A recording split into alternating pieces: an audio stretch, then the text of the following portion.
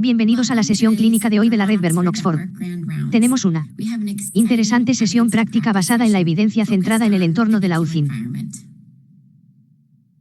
Hoy me acompañará el Dr. Jon Zupancic,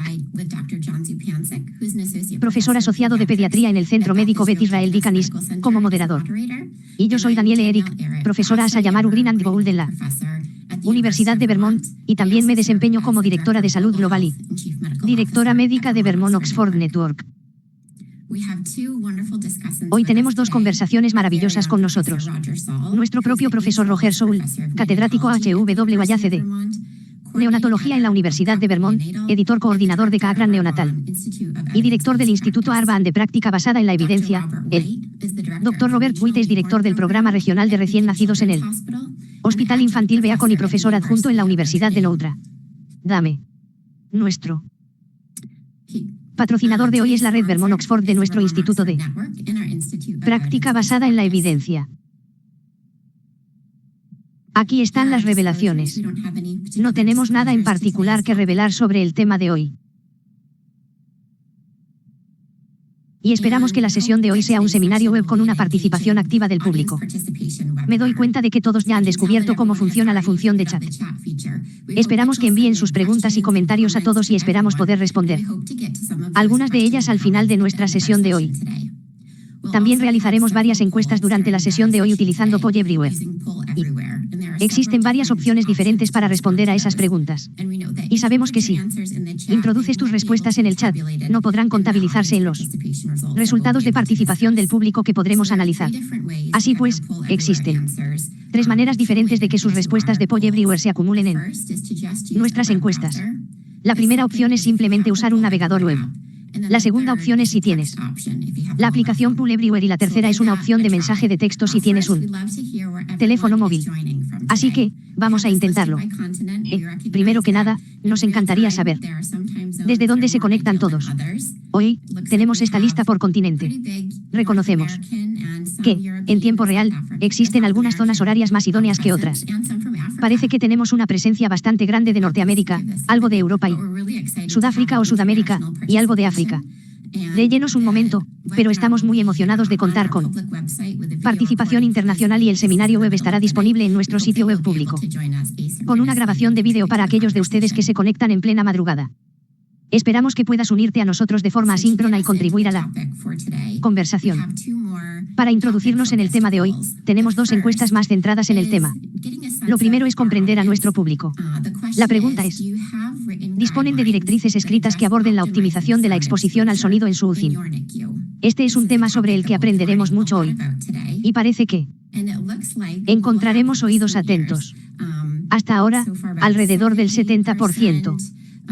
O sea, menos de las 3/4 partes de los que se unen hoy, tienen una guía escrita.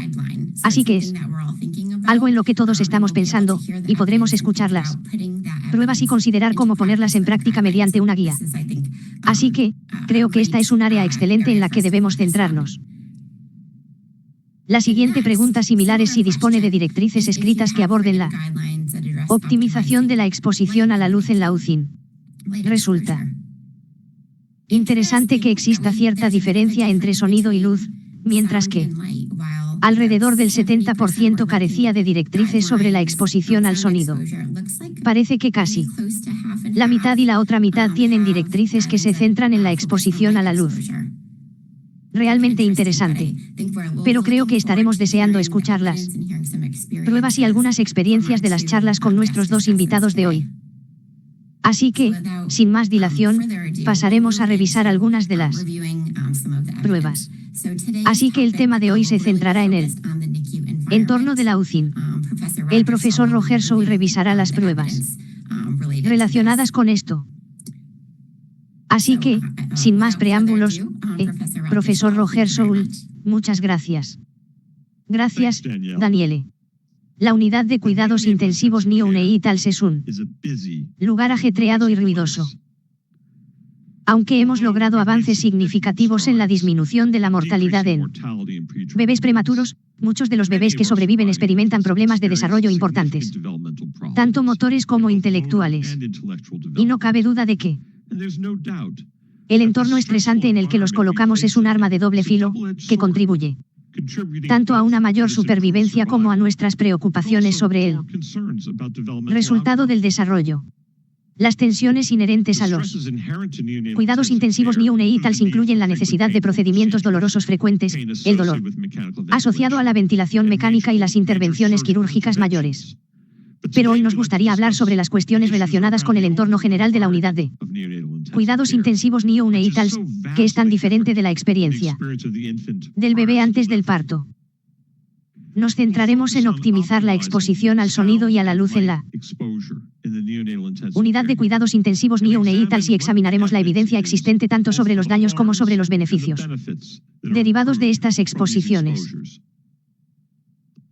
Empecemos por el sonido y el ruido. La UCI está llena de ruido proveniente de las alarmas de los monitores, los equipos y las conversaciones del personal, y dista mucho del entorno tranquilo y protector en el que el feto se encuentra normalmente. La Academia Estadounidense de Pediatría recomienda que el nivel de ruido en la UCI no supere los 45 dB. Echemos un vistazo a esta figura de aquí abajo. 45 dB es el ruido promedio alrededor de nuestra casa, apenas por encima del susurro de las hojas. Cuando pensamos en algunos de los niveles de decibelios más altos de exposición, las exposiciones de alrededor de 80 a 90 dB son como estar en un tráfico denso.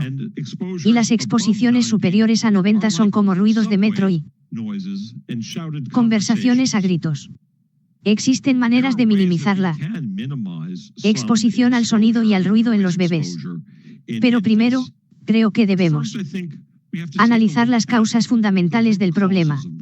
Mayhew y sus colegas analizaron este fenómeno, midieron los niveles de sonido en una UCI de nivel 3 y describieron los factores ambientales que contribuían a ello. Se trata de un estudio cualitativo descriptivo y los niveles de sonido se midieron utilizando un sonómetro portátil en una UCI de nivel 3 con espacio abierto. Y aquí tenemos algunos de sus resultados. Analizaron las diferencias entre el turno de día, el turno de tarde y el turno de noche. Y se puede observar que el turno de día, con mayor actividad, es más ruidoso que el turno de tarde o el de noche, pero que todos los turnos superan con creces los niveles recomendados. Si observamos la recomendación de la AAP, podemos ver que los niveles son casi el doble de lo recomendado y, de hecho, equivalen a dejar a nuestros recién nacidos enfermos y en estado crítico en medio del ruido del tráfico intenso. La regresión lineal múltiple demostró factores significativos asociados con niveles de sonido elevados, incluyendo el número de pacientes atendidos en la UCI, el número de personas que trabajan en la UCI, el número de alarmas, el nivel de gravedad de los pacientes y, como ya mencioné, el tipo de turno. Comprender estas diferencias y que contribuye a la salud ambiental es fundamental para que podamos abordar qué podemos hacer realmente al respecto. Existe una revisión Cochrane que analiza la gestión del ruido y el sonido en las unidades de cuidados intensivos. Como ya hemos señalado, el nivel de sonido a menudo supera el nivel máximo aceptable recomendado por la Academia. Y estas exposiciones tienen consecuencias, ya que se diagnostica discapacidad auditiva en entre el 2 y el 10% de los bebés prematuros, en comparación con menos del 0,1% en la población pediátrica general. Existen muchas formas potenciales de reducir los niveles de sonido a este rango aceptable, incluyendo el tratamiento de toda la unidad y la reducción del nivel de sonido en toda la unidad, el tratamiento de secciones individuales de su unidad, el uso de habitaciones privadas, incubadoras donde se controla el nivel de sonido o el uso de orejeras o tapones para los oídos individuales. Se espera que al reducir los niveles de sonido se disminuya el estrés resultante y que, como consecuencia, se promueva el crecimiento y se reduzcan los resultados neonatales adversos cuando revisamos una revisión sistemática. El resultado es muy decepcionante. Solo existe un estudio que involucra a un número relativamente pequeño de bebés. 34 recién nacidos fueron asignados aleatoriamente al uso de tapones para los oídos de silicona versus ningún tapón para los oídos. Se trató de un estudio unicéntrico, realizado por nuestros colegas de la Facultad de Medicina de la Universidad de Texas en Houston. Los Tapones para los oídos se colocaron en el momento de la aleatorización y se usaron de forma continua, hasta que los bebés alcanzaron las 35 semanas de edad posmenstrual o fueron dados de alta. Lo que ocurriera primero. Los recién nacidos del grupo de control solo estuvieron expuestos al entorno estándar de la UCIN. Se observan resultados sorprendentes al analizar algunas de las consecuencias posteriores, en particular el desarrollo mental según la escala Bayley-II en bebés de 18 a 24 meses de edad corregida, con una diferencia media de 14 y un intervalo de confianza que abarca desde una pequeña mejora de alrededor de 3 hasta una mejora considerable de alrededor de 25. Cabe recordar que los estudios pequeños suelen sobreestimar los efectos de nuestras intervenciones y no siempre son representativos. Observamos que el problema del funcionamiento auditivo normal al alta también mejoró ligeramente con un riesgo relativo de 1,65. Una mejora en aquellos bebés que usaban tapones para los oídos y un intervalo de confianza que apenas se superpone a la línea de identidad. La mortalidad por todas las causas no se vio afectada por la intervención, con un riesgo relativo de 2,07 que sugiere una mejora, pero con un intervalo de confianza extremadamente amplio. No hay evidencia que respalde cambios en el crecimiento, incluyendo peso y altura, ni diferencias en los días de ventilación asistida, ni diferencias en el tiempo de hospitalización. Todas las pruebas se consideraron de muy baja calidad, debido a la falta de enmascaramiento y al tamaño extremadamente pequeño de la muestra. Así pues, los autores señalan que no hubo estudios que evaluaran intervenciones para reducir los niveles de sonido por debajo de 45 dB en toda la unidad neonatal o en secciones específicas de la misma, y solo un estudio que evaluara los beneficios de la reducción del sonido mediante el uso de protección auditiva. Dado el pequeño tamaño de la muestra, los resultados poco fiables y el elevado sesgo de desgaste, la evidencia es incierta y, francamente, no se pueden extraer conclusiones. Dicho esto, algunas personas se han atrevido a afirmar que aún necesitamos abordar este importante tema y se han publicado algunos trabajos interesantes sobre la mejora de la calidad en relación con la modificación del sonido. En el trabajo de Rangesbami, midieron los niveles de sonido en la UCIN e intentaron reducir los niveles de sonido ambiental en al menos un 10% con respecto al nivel base. Se trató de un proyecto experimental de mejora de la calidad, realizado durante 4 meses en un hospital NICU de 20 camas. Los niveles de sonido de referencia se registraron continuamente utilizando un sonómetro, y se implementaron intervenciones que incluyeron educación específica, modificación ambiental y cambios organizativos. Aquí tenéis un vistazo a su diagrama de factores clave centrado en la educación, los cambios ambientales y la señalización en la unidad. Y, en concreto, analizaron la formación del personal en relación con el ruido y sus efectos negativos, así como el debate sobre estrategias durante los ciclos PDSA. Bajaron el volumen de las alarmas. Se ajustó el volumen del intercomunicador. Silenciaron los teléfonos. Limitaron el número de personas en la UCIN. Y podríamos argumentar que esto tiene tanto fortalezas como debilidades. En términos de la participación familiar y la asignación de un monitor de ruido entre el personal para los momentos de silencio, así como una mejor señalización. Experimentaron mejoras notables. Pasaron de un promedio de entre 70 y 75 dB, como pudieron observar, a niveles de desaceleración cercanos a los recomendados de alrededor de 50 dB. En definitiva, esta serie de mejoras sí condujo a una reducción de la exposición al ruido. Pero en un magnífico editorial de Bob Witte, de quien oiremos más adelante, señalan que el camino hacia la privación sensorial en la UCIN está pavimentado con estas buenas intenciones y que no solo hablamos de minimizar la exposición al sonido, sino de optimizarla. Probablemente el artículo que hizo que la gente reflexionara realmente sobre las ventajas y desventajas de la exposición al sonido sea este trabajo de Panetta y sus colegas. Quieren cuantificar las exposiciones auditivas tempranas en la UCIN y evaluar cómo se relacionaron con factores médicos y ambientales. Analizaron a bebés prematuros que recibieron diferentes cuidados, 33 en una sala abierta y 25 en habitaciones privadas, y cuantificaron su exposición auditiva y midieron su adquisición del lenguaje. En sus resultados, observaron una fuerte Relación con la edad postmenstrual en cuanto a la adquisición de un lenguaje significativo, el número de palabras adultas y el ruido electrónico que aumentaba. Con la edad postmenstrual, el silencio aumentó y el ruido disminuyó con la edad postmenstrual. Hubo más silencio en las habitaciones privadas que en la sala común, con un promedio de casi 2 horas más de silencio en un periodo de 16 horas. Y se observó una interacción entre la edad postmenstrual y el tipo de habitación en la adquisición de palabras. Esto indicaba que existían diferencias en el entorno en el que criamos a estos bebés con respecto a aspectos importantes de su desarrollo. Y Alan Jobe escribió un editorial muy reflexivo que abordaba este tema general de la privación sensorial en la unidad de cuidados intensivos neonatals. Señaló que existe una amplia bibliografía sobre la exposición anormal al sonido en los bebés y recomendaciones para mantener nuestro entorno mucho más silencioso. Pero señaló que la exposición al sonido es fundamental para el desarrollo del habla normal. El entorno fetal no es silencioso, aunque los sonidos de alta frecuencia se filtran.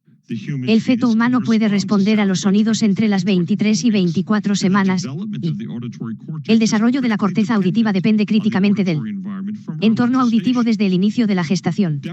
La privación de sonidos maternos interferirá con el desarrollo de la corteza auditiva fetal e interferirá con la adquisición del lenguaje y el habla. Parece haber cierta confusión entre nuestro énfasis en la reducción del ruido y la necesidad de una exposición adecuada al sonido por parte del personal y sus familias. La atención prestada a la reducción del ruido se ha transformado en un objetivo de silencio en la UCI, con la exclusión de las conversaciones del personal y las animadas discusiones durante las rondas de trabajo y la interacción con los padres. El resultado puede ser una limitación grave de la exposición de la vulnerable corteza auditiva en desarrollo a las voces y sonidos humanos necesarios para el desarrollo del lenguaje. Este retraso es precisamente lo que Panetta y sus colegas señalaron, y representa un contraste interesante entre el ambiente que muchos de nosotros consideramos demasiado ruidoso, la sala común, y la habitación privada. Pasemos entonces a algunos de los problemas relacionados con la exposición a la luz. Probablemente uno de los artículos que motivó a la gente a reevaluar los efectos de la exposición a la luz brillante sea este trabajo de Penny Glass y sus colegas, publicado en 1985 en el New England Journal of Medicine. Investigó prospectivamente el efecto de la exposición a la luz en 2 unidades de cuidados intensivos neonatals, comparando la incidencia de retinopatía de la prematuridad entre 74 bebés del entorno estándar de luz brillante con la incidencia entre 154 bebés de peso al nacer similar para los que se redujeron los niveles de luz. Glass y sus colegas informaron una mayor incidencia de retinopatía de la prematuridad en este grupo de bebés que habían estado expuestos a luces más brillantes en las salas de recién nacidos, particularmente en aquellos bebés con un peso al nacer inferior a 1000 G. Concluyeron que el alto nivel de iluminación ambiental que se encuentra comúnmente en las salas de neonatología de los hospitales puede ser un factor que contribuye a la retinopatía de la prematuridad y que deberían reevaluarse las normas de seguridad con respecto a las prácticas de iluminación actuales. Esto propició una acogida inmediata tanto en la población general como en la comunidad médica. El Washington Post se hizo eco de la noticia y tituló que las luces brillantes podrían estar relacionadas con la ceguera infantil y que se insta a las salas de neonatos de los hospitales a reducir su intensidad. Un editorial que acompañaba a este artículo en el New England Journal recomendaba a los hospitales modificar las salas de recién nacidos bajando la intensidad de las luces o instalando equipos que encendieran y apagaran las luces automáticamente, pero en la discusión se pierde de vista que este experimento nunca tuvo como objetivo analizar el impacto de la retinopatía. El experimento original tenía como objetivo observar los cambios de comportamiento en bebés que son amamantados en entornos con mucha iluminación versus entornos con menos iluminación, y, de hecho, el hallazgo sobre la retinopatía de la prematuridad fue un hallazgo incidental que se publica en este estudio como objetivo principal. Alan Jobe también abordó este tema en su editorial sobre la privación sensorial en la unidad de cuidados intensivos neonatals. Este editorial incluye una reflexión muy profunda sobre la exposición a la luz. Y el Dr. Hobbs señala que, aunque el feto se encuentra en un ambiente oscuro dentro del útero, de hecho tiene un ritmo circadiano que es sincronizado por las hormonas maternas. El regulador circadiano en el cerebro, los núcleos superísmicos hipotalámicos del animal muy prematuro, es equivalente al de un bebé prematuro de aproximadamente 24 semanas y responde a la luz con un aumento del metabolismo y la expresión genética. Los bebés prematuros atendidos en habitaciones con poca luz o iluminadas con luz natural desarrollan patrones de sueño circadianos independientes de los ciclos de luz.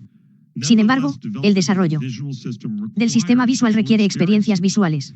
La privación visual interrumpe el desarrollo visual y el enriquecimiento ambiental fomenta la plasticidad cerebral.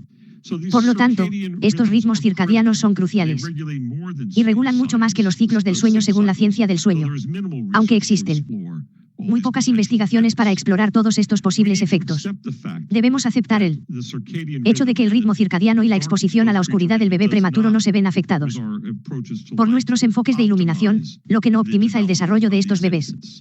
Cubrir continuamente las aulas de aislamiento con mantas parece una práctica cuestionable, aunque común, porque el desarrollo visual requiere exposición a la luz y, de hecho, necesitamos más investigación sobre estos temas y hay más investigaciones que discutir. Existe una revisión exhaustiva sobre la fototerapia cíclica en la unidad de cuidados intensivos para bebés prematuros o con bajo peso al nacer, y esta cuenta con un cuerpo de evidencia mucho mayor. Se identificaron 20 ensayos clínicos, en los que participaron más de 1.600 bebés. Como ya hemos señalado, los bebés a menudo son cuidados en entornos donde faltan estímulos circadianos y la exposición a ciclos artificiales de luz y oscuridad puede estimular el desarrollo y mejorar los resultados clínicos. Sin embargo, sigue siendo incierto si la luz cíclica es preferible a la oscuridad casi total o a la luz brillante continua para fomentar el desarrollo y la maduración de estos bebés gravemente enfermos. Así que analizaron los efectos de la luz intermitente frente a la oscuridad casi total o las luces brillantes continuas en un rango bastante amplio de bebés prematuros de menos de 37 semanas y con un peso inferior a 2.500 gramos. Y aunque se identificaron 20 estudios, solo una fracción de ellos contribuyó al análisis de datos. Se disponía de datos de metaanálisis para 11 estudios, pero no quedaba claro en qué grupo de intervención se trataba de luz tenue, casi oscuridad u otras exposiciones a la luz. Analicemos entonces específicamente las comparaciones entre luz intermitente y luz tenue o casi oscuridad. Y para ello solo existen 3 estudios sobre el efecto de la prematuridad en la retinopatía. No se observa ninguna diferencia con un riesgo relativo de 0,89, pero un intervalo de confianza estrecho que se extiende de 0,76 a 1,03. Solo 307 bebés y debido a la falta de enmascaramiento y al bajo número de bebés, la evidencia de muy baja certeza. Cuando se trata de analizar el resultado más preocupante de la retinopatía grave, no vemos absolutamente ninguna diferencia con una estimación puntual de 0,98 y un intervalo de confianza que incluye posibles daños o beneficios de 0,59 a 1,64, pero, de nuevo, evidencia de muy baja certeza. Por lo tanto, en lo que respecta a la luz del ciclo frente a la luz tenue o la oscuridad casi total, no observamos diferencias clínicas en el aumento de peso. No observamos diferencias en la retinopatía. No observamos diferencias en las hospitalizaciones. Ningún estudio analizó los resultados del desarrollo, por lo que no podemos decir mucho al respecto. La segunda comparación que incluyeron fue la de luz cíclica versus luz brillante continua. Y para ello se realizaron más estudios, pero solo unos pocos informaron sobre nuestros resultados clínicos más significativos. No se dispone de datos sobre los resultados primarios del crecimiento a los 3 a 6 meses ni sobre la discapacidad neurodesarrollativa grave. Existen algunos datos que analizan la duración de la hospitalización inicial y, curiosamente, se observa una reducción en dicha duración, pero la evidencia es realmente incierta. La diferencia media fue una reducción de aproximadamente 10 días, que podría oscilar entre una reducción de 10 días y una de 9 días, lo cual es muy prometedor, pero aún hay pocos estudios, pocos bebés y una gran incertidumbre. A pesar de haber identificado 20 estudios, los autores seguían sin tener certeza sobre los efectos de la luz cíclica en comparación con la oscuridad casi total o la oscuridad completa en todos. Los resultados de interés. Aún no existe evidencia concluyente sobre si la fototerapia cíclica es la opción correcta en una UCI, y los médicos y cuidadores deben sopesar los beneficios y los riesgos en función de las diferentes opciones de entornos específicos. En lo que respecta a la evidencia, la base empírica es escasa, aunque existen razones importantes para creer que estos factores ambientales sí afectan profundamente al recién nacido. Y hay motivos para comprometernos a intentar optimizar estos factores de exposición al sonido y a la luz.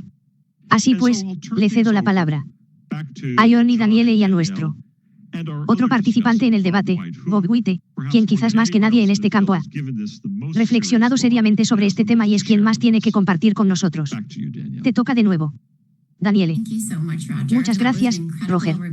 Fue una revisión increíble de las pruebas. Y, para poner en práctica esa evidencia, me siento sumamente honrado de dar la bienvenida a uno de los líderes en este campo, el Dr. Bob White. Te toca a ti, Bob. Buen día. A partir de la presentación de Roger, compartiré algunas reflexiones sobre lo que la ciencia que ha presentado significa para el diseño de la UCI, así como algunas ideas generales. En la UCI tenemos múltiples prioridades. Por supuesto, estamos tratando las enfermedades de los bebés a nuestro cargo, pero también nos interesa asegurarnos de que su desarrollo sea óptimo. Y estamos atendiendo a familias que se encuentran en una etapa crucial. A veces, apenas están comenzando. Y en cualquier caso, se trata de una experiencia nueva para ellos. Y debemos ayudarlos a lograr un resultado óptimo. Incluso a los cuidadores, debemos prestar atención a sus necesidades porque su salud física, mental y emocional está estrechamente ligada a lo que hacemos, a cómo diseñamos nuestras UCI. Por lo tanto, para obtener los mejores resultados para los bebés y para todos estos grupos de interés se requieren tanto una atención óptima como un diseño óptimo. Para empezar, un poco de historia. Porque muchos de ustedes probablemente no estaban aquí en los años 70. Cuando se crearon las primeras UCI, la atención se centraba intensamente en el tratamiento de las enfermedades. Acabábamos de recibir surfactante como tratamiento disponible. Así que nuestras UCI se estaban llenando de bebés prematuros que anteriormente no habían sobrevivido. Eran luminosos, ruidosos, muy concurridos y con poco acceso para familias. Lo siento. No teníamos monitores satelitales, así que las luces eran muy brillantes. La única forma que teníamos de saber si un bebé era rosado o no era mirándolo o extrayéndole una muestra de sangre arterial. Así que mantuvimos los NICU bien iluminados. Y eran ruidosas porque en aquel entonces nuestra única forma de comunicar estados de alarma, apnea o bradicardia cardíaca era mediante alarmas sonoras. Estaban hacinadas porque la supervivencia había aumentado rápidamente y el acceso familiar estaba severamente restringido tanto por las limitaciones de espacio como por la convicción de que los padres introducirían infecciones peligrosas en este entorno de bebés enfermos con sistemas inmunológicos muy inmaduros. A lo largo de los años siguientes, esto mejoró gradualmente. Algunas alarmas podrían transmitirse visualmente y, eventualmente, de forma virtual. Compramos monitores SAP para no tener a los bebés bajo una luz brillante todo el tiempo. Comenzamos a comprender el valor de la interacción familiar para el desarrollo del bebé. Y continuamos ampliando el tamaño de nuestro uso de microchips para dar cabida a la creciente supervivencia de recién nacidos enfermos. Pero aún no hemos llegado ni siquiera identificado completamente el entorno óptimo de atención para bebés, familias y cuidadores. Este será, pues, el tema central de mis comentarios de hoy. Y este nuevo enfoque nos está alejando de la neuroprotección, que ha sido nuestra principal preocupación durante tanto tiempo. Ahora también debemos prestar atención a la neuropromoción. Durante mucho tiempo, mantuvimos un ambiente de cuidado muy tranquilo y con luz tenue para minimizar el estrés en los bebés y optimizar su capacidad de desarrollo. Pero podemos y debemos hacer más. Este es, sin duda, un momento crucial para el desarrollo cerebral, y está diseñado para ocurrir en un entorno intrauterino que no sea silencioso y que proporcione amplias señales circadianas. Así pues, si bien minimizar los factores estresantes es importante y primordial, debería haber espacio y esfuerzos para la neuropromoción evitando la privación sensorial. y ofreciendo estímulos enriquecedores, tal como lo describe el Dr. Job en la reseña de Roger.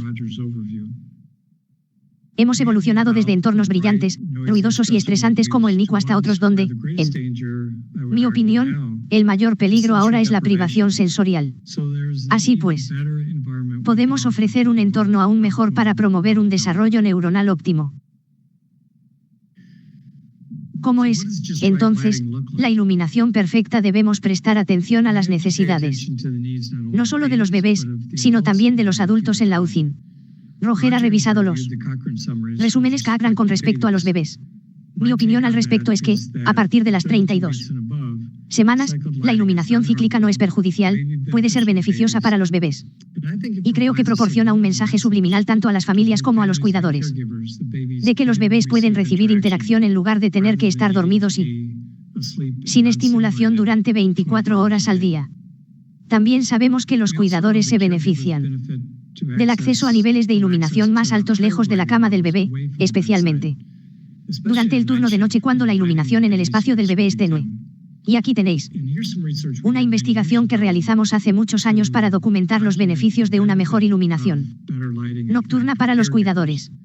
Analizamos su temperatura corporal y su nivel de alerta, y demostramos que si manteníamos una buena iluminación en las estaciones de enfermería alejadas de la cuna del bebé, las enfermeras estarían más despiertas y con una temperatura corporal más cálida. No sé cuántos de ustedes lo han notado, pero si están en la UCI en plena noche, las enfermeras suelen ir bien abrigadas porque tienen frío.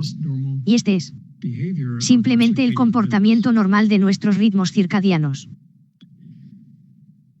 Analicemos entonces las implicaciones de diseño de la ciencia que Roger les ha mostrado, y la información y reflexiones adicionales que he proporcionado con respecto a los cuidadores y las familias. En primer lugar, los estándares de diseño que se recomiendan son para niveles de iluminación ambiental en un rango bastante amplio. Debe tener una buena reproducción cromática y no debe haber luces brillantes que incidan directamente en el espacio del bebé. Por lo tanto, la idea general sobre iluminación es para bebés. Necesitamos diseñar el espacio de cuidado del bebé de manera que se optimice la iluminación ambiental, tanto para las tareas como para el ritmo circadiano. Los cuidadores necesitan que sus áreas de trabajo estén diseñadas para satisfacer sus necesidades, especialmente para quienes trabajan en el turno de noche. A las familias se les debe proporcionar una iluminación adecuada en la zona familiar junto a la cama del bebé que satisfaga sus necesidades, y luego otro espacio, idealmente en la habitación del paciente, donde reciban luz natural y sus condiciones de iluminación sean independientes de las del bebé. Una consideración general es que la iluminación envía mensajes subliminales. Podría ser intenso y duro o suave y relajante. Puede ser cálido o frío. Estas son cosas que no deberíamos dejar en manos de los ingenieros. Esta historia va mucho más allá de la cantidad de candelas por pie cúbico y la ubicación de las luces. Y hablaré un poco más sobre eso en unos minutos. En cuanto al panorama general, estén atentos. Espero que, con el tiempo, las revisiones Cochrane establezcan el beneficio de la iluminación circadiana en los bebés. Por lo tanto, un diseño óptimo debería al menos contemplar esa capacidad. Aquí tenéis un ejemplo de buena práctica. Junto a la cama, hay iluminación indirecta ajustable para proporcionar luz ambiental, así como iluminación de trabajo, regulable en intensidad y dirección.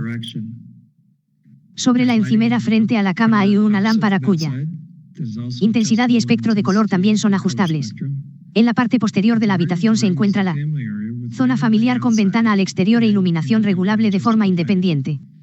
Este diseño proporciona al bebé lo que necesita, al tiempo que se pueden atender las necesidades de los cuidadores y las familias, que son algo diferentes. Por lo tanto, la iluminación no se trata solo de cuántos foot candles proporcione.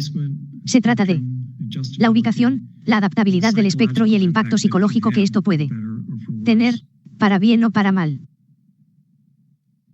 Hablemos unos minutos sobre consideraciones de diseño de sonido. El principio de funcionamiento consiste en minimizar lo negativo y acentuar lo positivo.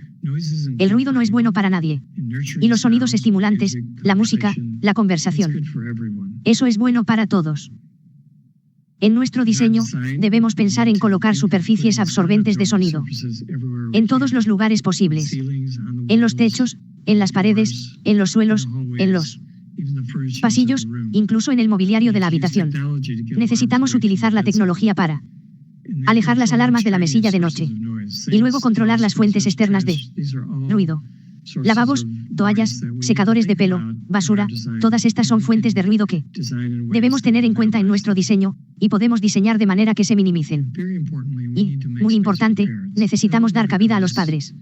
No solo porque ese espacio proporcionará una mejor disipación del ruido de la habitación en su conjunto, sino que cuanta más presencia tenga la familia, más probabilidades habrá de que el bebé reciba voces y música afectuosas, incluso el latido del corazón de mamá y papá cuando lo tengan en brazos. En nuestro NICU, este atrio es lo primero que ven las familias al entrar. Esto les comunica a las familias que queremos que sientan que este lugar se parece más a un hogar que a un NICU. Y se acogerán la luz del día y los sonidos de los niños.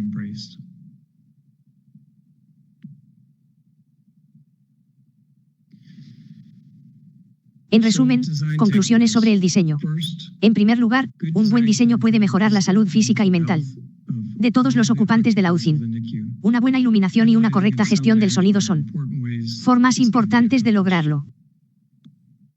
En segundo lugar, las familias son partes interesadas cruciales. Inclúyelos en el equipo de diseño. Y no hace falta esperar a construir una nueva UCIN para hacerlo.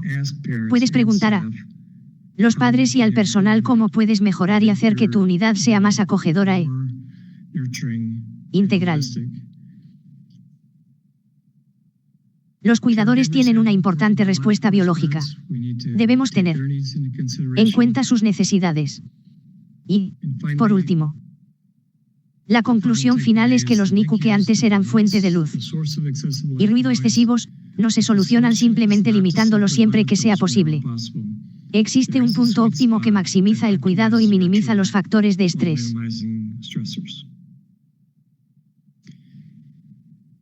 Una de las referencias clave para la iluminación y el sonido son las normas recomendadas para el diseño de las UCIN y UNEITALS.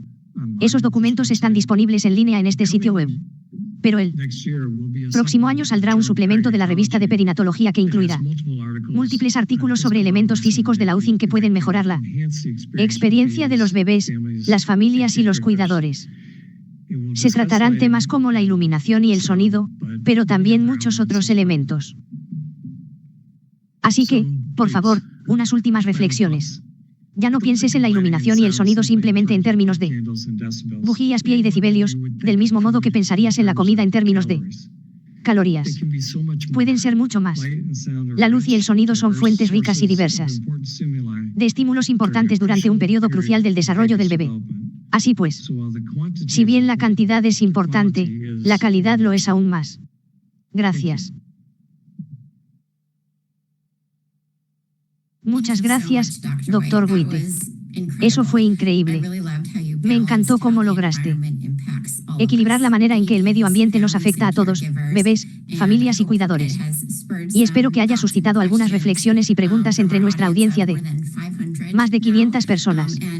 Bueno, me alegra mucho que aún nos queden unos 20 minutos para comentarios y preguntas, y creo que tal vez para impulsar algunas de ellas. Tenemos unas nubes de palabras para que todos reflexionen, que podemos complementar con preguntas del chat. La primera nube de palabras, tendremos dos, trata realmente de optimizar la luz. Así pues, si puedes incluir una o dos palabras que describan algunos de los aspectos que son fundamentales para optimizar la exposición a la luz en tu unidad. Y creo que tanto Roger como Bob demostraron lo importante que es el contexto cuando pensamos en el medio ambiente. Pero hay cosas que podríamos hacer hoy y mañana. A ver qué palabras me vienen a la mente.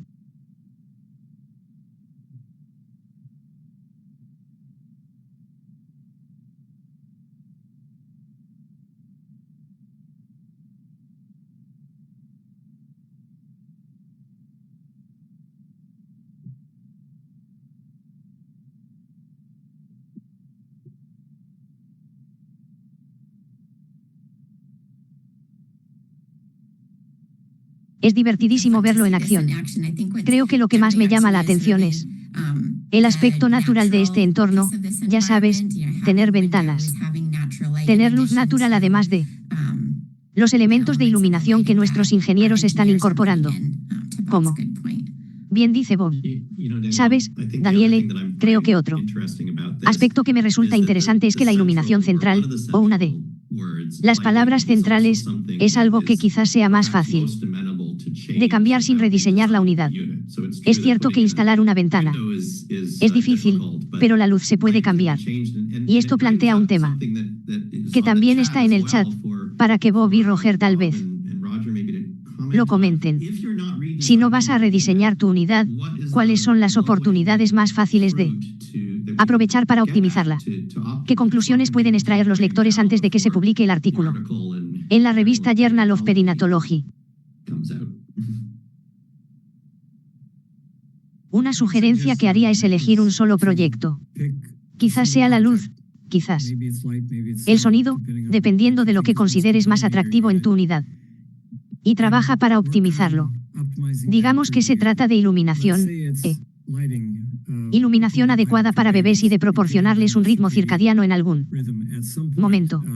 Los bebés de 23 semanas no necesitan iluminación circadiana, pero los de 33 semanas probablemente se beneficiarán de ella y, sin duda, eso es lo que probablemente recibirán una vez que vayan a casa. Por lo tanto, también debemos tomar eso como modelo de las familias. Así que si quieres probar a implementar iluminación cíclica para algunas de tus plantas más grandes, esa es una posibilidad. Tal vez ya has conseguido el nivel de iluminación deseado y solo necesitas reducir el ruido de fondo. O tal vez ya lo hayas hecho muy bien y necesites introducir sonidos más estimulantes en el entorno del bebé. Puedes identificar dónde estás y dónde quieres estar, y eso te indicará qué proyecto podría serte más útil emprender. Y creo que hay muchísimos datos disponibles cuando eliges uno de estos proyectos que puedes utilizar, así como mucha experiencia práctica que muchos de nosotros estaríamos encantados de ayudarte a comprender. Así que Bob, déjame preguntarte, hay algunas cosas que no se deben hacer. Porque recuerdo cuando de repente se puso de moda que todos los bebés estuvieran tapados con una manta, y las mantas eran muy bonitas y, ya sabes, estaban hechas por gente maravillosamente cariñosa, pero me parece que eso es excesivo, aunque veo en el chat que algunas personas preguntan por la manta micropreelle, tal vez para otros bebés. Así que me pregunto si hay algunos comportamientos, no todas las cosas que deberíamos intentar mejorar, sino algunas cosas que hacemos de las que realmente deberíamos alejarnos. Me interesa conocer vuestras opiniones, así como las de Daniele y Ion. Sí. Entonces, depende de en qué etapa del proceso te encuentres. Si tu UCIN es un espacio abierto y muy luminoso, entonces quizás las fundas para incubadoras sean la mejor manera de proteger a tus bebés. Pero, si dispones de un entorno en el que puedes atenuar las luces, el problema con las cubiertas para incubadoras, y lo mismo diré de las orejeras o tapones para los oídos, es que te deshaces de lo malo, pero también te deshaces de lo bueno. No permites ningún sonido relajante, en el caso de los tapones para los oídos, ni estímulos circadianos, en el caso de la iluminación. No vas a permitir que nada de eso ocurra. Así que, sin duda, deshazte primero de lo malo. Y si las cubiertas para incubadoras son la única forma de hacerlo, entonces por ahí es donde debes empezar. Pero una vez superado eso, empieza a pensar en maneras de ayudar con los estímulos de crianza. ¿Sabes? No mencioné algunas de las pruebas sobre lo que podría ser bueno, como la música, la lectura y otras cosas. ¿Es a eso a lo que te refieres cuando hablamos de estímulos enriquecedores? Sí. De ahora en adelante, Roger y Bob, cuando piensen en estudiar, por ejemplo, los estímulos que fomentan el desarrollo, o que evitar. Una cosa que me llamó la atención en su revisión es que, de hecho, estábamos buscando un deterioro neurodesarrollativo grave. Como resultado, ¿qué tipo de personas crees que deberíamos buscar? Ya sea para emprender proyectos de mejora de la calidad o para quienes planean realizar investigaciones en este ámbito. Tal vez haya algunos de esos en la audiencia, como resultados que se puedan atribuir a estudios o intervenciones Entiendo tu punto, John. A veces magnificamos estos resultados devastadores que, en cierto modo, es improbable que se vean afectados, y perdemos de vista todos los resultados intermedios, que son maravillosamente importantes. Voy a mencionar una a la que aludió Bob, la relación con la familia y el personal, y la satisfacción de hablar, leer, lo que sea. Y por eso no medimos lo suficiente la experiencia de la familia. Bob, ¿qué otros resultados te gustaría ver? Es decir, podríamos descartar el peso y otros temas. Tengo curiosidad por saber. ¿Qué opinas? No he visto muchos estudios sobre la formación de vínculos afectivos y me fascina mucho cuando voy a Europa. Siempre uso este ejemplo de un NICU que visité en Barcelona, España. Eso debió de ser construido en la década de 1960, pero era tan antiguo como cualquier NICU que puedas encontrar. Era una bahía abierta, por supuesto. Y había 6 o 7 madres sentadas en círculo en mecedoras, meciendo a sus bebés. Y pensé, ¿qué experiencia tan maravillosa fue esa? Tanto para los bebés como para las madres, y algo que nunca había visto en una UCI de Estados Unidos. Así que este vínculo entre el bebé y la familia, creo que es algo que, sin duda, no medimos y a lo que deberíamos prestar más atención para crear una imagen hermosa, Dr. Way. Creo que usted ha recalcado que este no es un enfoque único para todos y que hay cosas que podemos hacer hoy mismo. Incluso en esa unidad tipo bahía abierta, podría haber una pared con ventanas, y estamos pensando en cada espacio para dormir de manera diferente. ¿Y cómo? Podemos pensar en las interacciones entre toda la familia, el cuidador y el bebé. Me pregunto si podríamos pasar a la siguiente nube de palabras que trata sobre la optimización del sonido. Y mientras todos van aportando sus comentarios de 1 o 2 palabras, nosotros estamos esperando para responderles. Tenía curiosidad, Bob, si podrías ayudarnos a empezar. Lo que realmente me impresionó al hablar de esto contigo es la diferencia entre ruido y sonido. Y creo que eso es algo que no se puede enfatizar lo suficiente cuando pensamos en optimizar el entorno para nuestros bebés. Hablando solo de decibelios. Es muy importante reducir el ruido de fondo para que los sonidos que brindan afecto puedan escucharse por encima de él. Pero quería asegurarme de que la gente no se fuera con la idea de que las enfermeras o las familias necesitan susurrarles a sus bebés para que no superen los 45 grados de glucosa incluso en esas condiciones. Música, conversación, esas cosas están bien para superar los 45 grados. Y cuanto menor sea el ruido de fondo, más fácil será que esas cosas lleguen al bebé sin ese tipo de competencia. Así que, no es que tengas que mantener a los bebés en la oscuridad todo el tiempo, no tienes que mantenerlos en silencio todo el tiempo. Así que, por favor, no intenten limitar el volumen de una conversación que una madre o un padre tendría con su bebé. Ciertamente, la música no debería sonar demasiado alta en una incubadora. Pero esas suelen ser cosas buenas que debemos fomentar.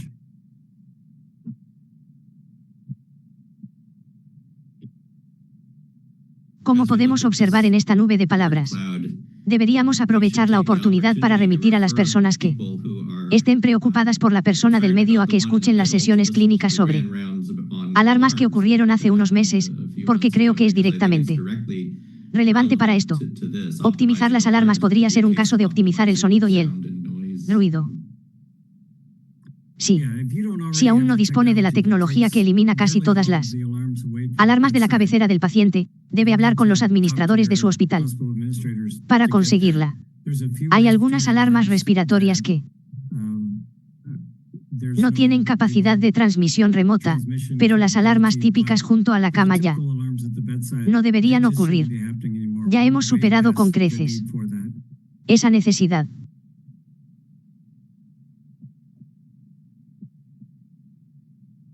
Veo un comentario en el chat sobre la dificultad de limitar el sonido en una ubicación céntrica, con importantes rutas de autobús justo enfrente. Te garantizo que los hoteles de lujo de Esa zona han encontrado la manera de minimizar el ruido. Se puede hacer. Sí. Tienes una administración que se dedica a la ingeniería de valor, puede que no quieran invertir en ello, pero la tecnología y la capacidad para hacerlo existen absolutamente. Bob, veo algunas preguntas en el chat, centradas en el sonido, sobre máquinas de sonido en general, pero yo también tengo curiosidad.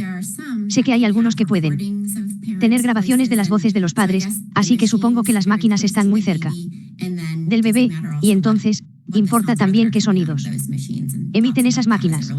¿Qué opinas al respecto en relación con el ruido frente a sonidos más óptimos? Soy escéptica respecto a esas cosas, al igual que lo soy respecto a los trozos de gasa empapados en leche materna o que la madre llevaba junto al pecho y luego colocaba en la incubadora del bebé. Esas exposiciones pasivas no son la forma en que los bebés aprenden las señales positivas de un estímulo sensorial. Y están presentes incluso cuando al bebé se le queda atascado el talón o se le está realizando la aspiración por tubo traqueal. Así que no estoy nada segura de que los bebés asocien eso con una experiencia positiva y estoy segura de que los datos al respecto no son convincentes. Es muy limitado. Y por eso desaconsejo a la gente que intente sustituir la aportación natural de los seres humanos con estas otras aportaciones, que sin duda tienen buenas intenciones, pero vuelvo a la idea de que el camino al infierno se paga con buenas intenciones. Ten cuidado de no introducir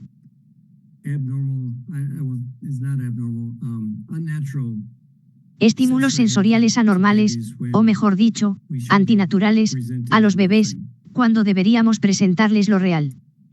Veo que se habla mucho del cuidado de la piel, y estoy de acuerdo al 100%. Nuestro buen amigo Mike Dunn pregunta sobre la atención respiratoria de rutina.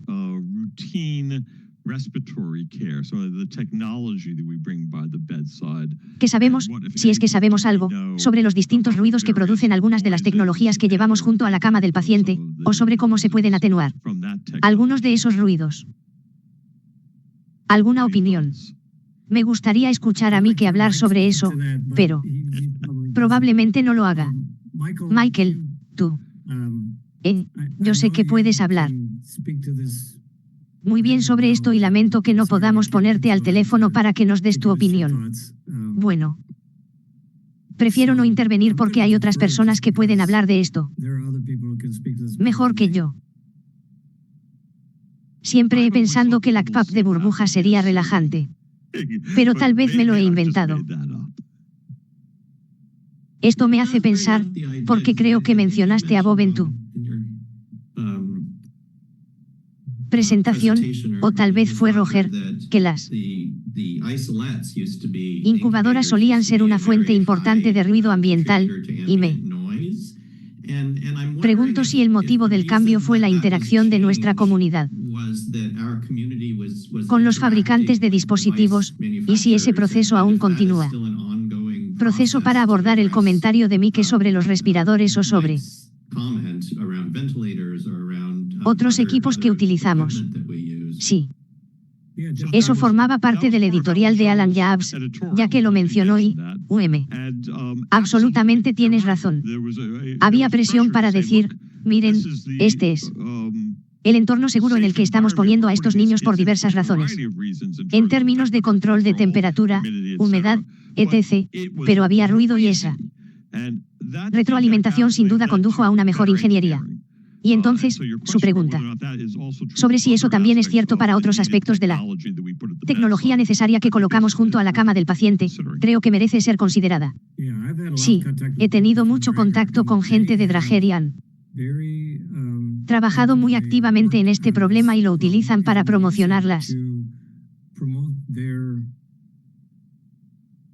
mejoras en su tecnología de incubación a medida que lanzan nuevos dispositivos. Están hablando mucho sobre cómo el ambiente dentro de esa incubadora es mejor para los bebés que el de sus competidores y sus modelos antiguos. Me gustan algunos de los comentarios del chat que dicen que el ruido de estas diversas tecnologías resulta molesto tanto para el personal como para el bebé. Probablemente cierto.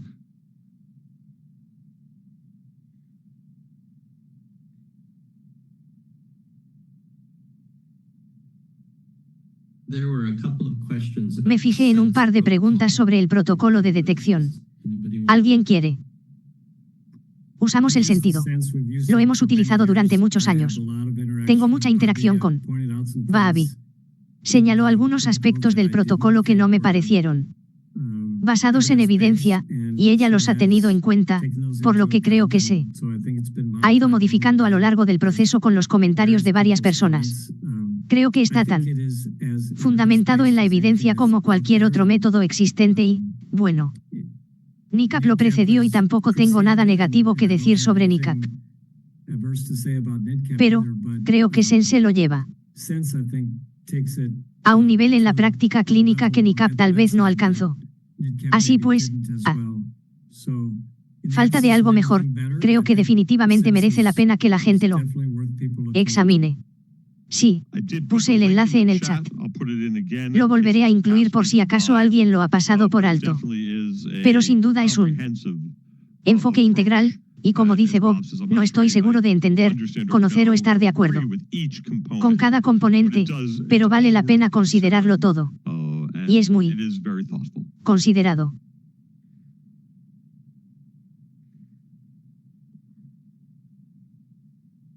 Roger y Bob, tenía curiosidad porque solo nos quedan unos pocos minutos.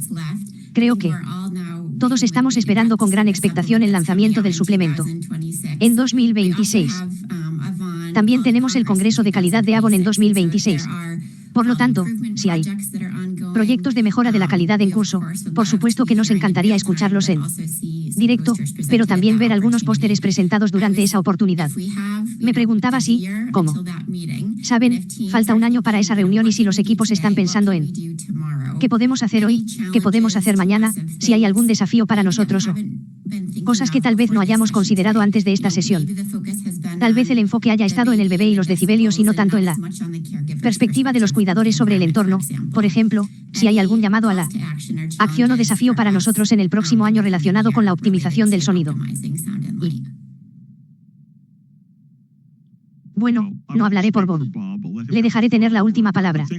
Pero lo que más me impresionó de la presentación de Bob fue que no se trata de lo que debes hacer cuando construyas tu próxima unidad nueva. Se trata de lo que puedes hacer ahora. Y bueno, la idea de que no se puede atacar todo. Piensa dónde radican tus problemas. Sonido, luz, etc. Pero hay mucho que puedes evaluar ahora. Y se analizan otros aspectos relacionados con la mejora de la calidad. Mencioné la obra de Rawami. Hablas de esa sensación de que realmente hay mucho en lo que puedes volver a tu unidad, reflexionar y mejorar mañana. Bob, una última palabra para ti. El mejor entorno que se puede ofrecer a los bebés es tenerlos en brazos de sus padres.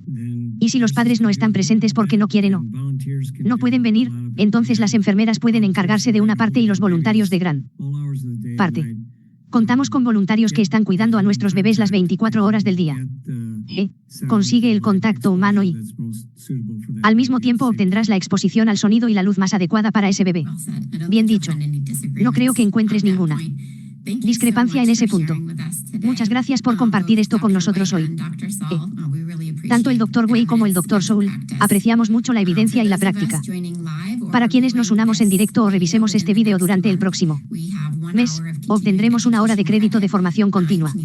Puedes escanear el código QR o encontrarás un enlace en el correo electrónico de seguimiento que recibirás.